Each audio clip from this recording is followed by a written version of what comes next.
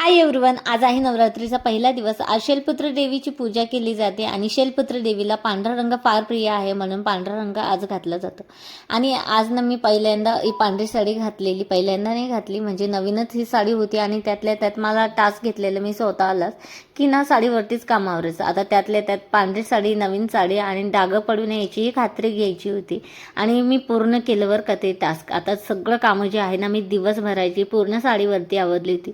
रात्रीच्या वेळेस ना मी सँडविच करायला घेतला। आता सँडविचची रेसिपी थोडक्यात तुमच्यासोबत शेअर करते। आता इथे ना सगळ्यांची करण्याची पद्धत वेगवेगळी असते। आता इथे ना मी सगळे व्हेजिटेबल्स म्हणजे कांदा, टोमॅटो आणि काकडी फाईन चॉप करून घेतलेले।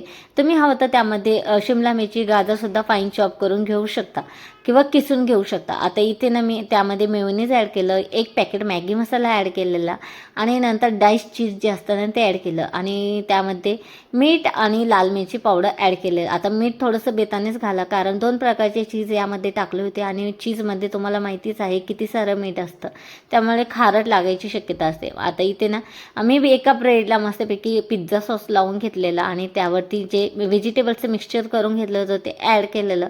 चीज स्लाइस काढताना तुटलं होतं, पण तसंच तुटकं फुटकं टाकून दिलं आणि मस्तपैकी वरतून एक ब्रेड लावलेला आणि गावरान तूप टाकलं तव्यावरती, छान खरपूस असं भाजून घेतलेला, कडक होईपर्यंत भाजायचा। आता इथे ना माझं कार्टून आहे ना त्याला माहिती आहे कॅमेरा चालू झाला चांगला असो किंवा कसं रिॲक्शन द्यायचं। चला व्हिडिओचे एंड इथेच करते। आवडला तर लाईक, शेअर, सबस्क्राईब।